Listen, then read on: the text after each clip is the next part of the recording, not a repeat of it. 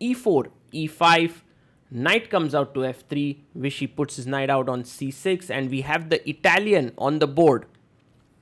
d3, knight to f6, and bishop to g5. A sharp line played here by white. But one of the advantages that black has is that he's not yet played pawn to d6. So the bishop can actually drop back to e7, and that's exactly what Vishy does. He plays his bishop back. And now bishop to g3, attacking the pawn on e5. d6 played here, and white pushes his pawn to a4. Black castles. And now Jaime pushes his pawn to h3. The bishops are actually a little bit weirdly positioned on g3 and e7. Both are slightly passive. We'll see who's able to activate it first. White castles. Anand actually has taken some space with his pawn move to a5 and now offers the trade of bishops. Jaime takes it. Pawn takes here by Vishy. And now this queen on d1 can come out on b3. So c3 is played. Queen b3 attacking b7 and e6. Anand defends with his queen coming to d7. A knight comes out to d2. And how does black continue now? One idea is knight h5 to knight f4, but Anand first decides to double down the f file. This will definitely give him some chances later on to attack. Knight comes to c4. Well, the knight is well positioned here, keeping an eye on the e5 square. Now there are 3 pieces there. Vishy defends the pawn on a5. And whoa, he sacrifices his bishop. Look at that. Anand just sits up in his chair. He's like, wow, I didn't expect this one. But a very interesting move by Jaime Santos, because after pawn takes, he wants to take it with his knight. It will result in the trade of one pair of knights. But then with the other knight coming to e5, it's going to fork the queen and the rook. So queen e8. And now after knight takes on f7,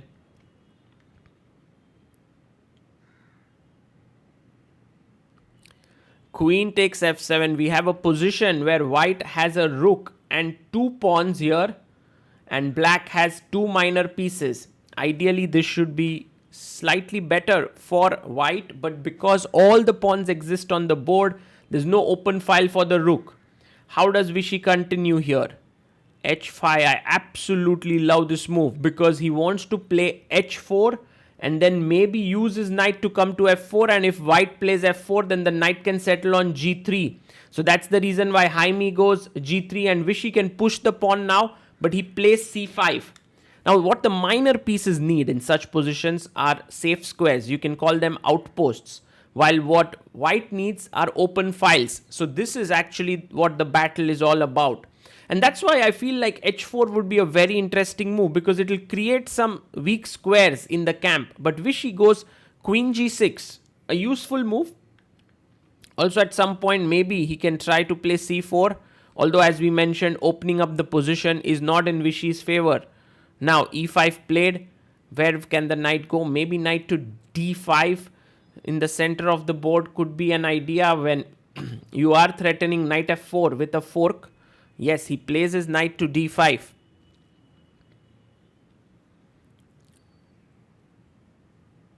Now queen comes up to e4, offering a trade of queens. King comes up to h7, not trading. Now very important not to trade, because it would give the open file to the rooks. So that's the reason why king h7, and now h4 played by Jaime. Vishy goes queen f5. He's keeping the position closed. He's not taking on e4. If Jaime takes on f5, he's fine with it. c4 played here. The knight is attacked. The knight has to move. Knight c7 played. Now the queen can actually enter and cause a lot of difficulties. Queen e5, and black is still doing okay, but plays rook a to d1 here. And Anand brings his rook to d8. Now one of the plans could be to take and plonk the rook on d4, not giving white the open file. So it could happen like take, rook d4. Black is doing fine here. But Vishy goes rook b8, slightly confused there. Jaime has 2 minutes 50 seconds. Anand has 4 minutes on the clock. Rook e3 played. He wants to play rook f3 and force the trade of queens. Knight comes to a6, aiming to come to b4 and then eventually to c6 to d4. Vishy still not taking on e4, which is the right decision. Goes back with his queen. This is getting very intense here. Rook comes to e3 and this is a mistake because now he's wasted his time and the knight can come in to b4. That's a good move. Anand is actually turning on the screws here. Rook e2 played and now rook to d8. Fantastic move.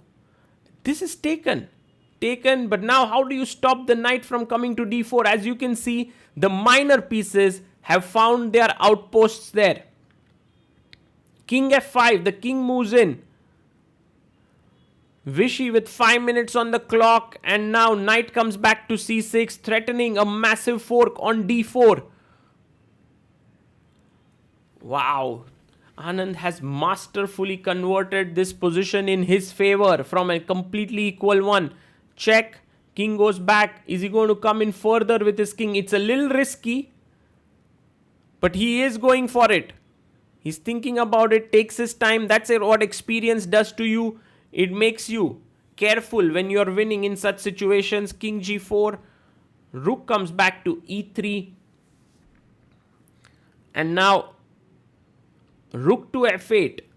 g5 is on the cards. Look at this idea. g5, hg, h4. And then the f4 pawn falls, h4, g5, everything falls. Rook h1 played. And pawn to g5 played. So takes, bishop takes, now h4 again threatened here. So fantastic play there. And he plays rook e4. Now if you play h4, that could be a strong idea as well. But let's see what Anand does. He comes back with his bishop, which is the best move. f5 played, takes it. King g2 on the board. But now Anand has won back one of the pawns. His knight still beautifully positioned. Now bishop can come here. Rook is on the open file. It's completely winning position now. Rook e3. Vishy attacks the rook. Bishop g5.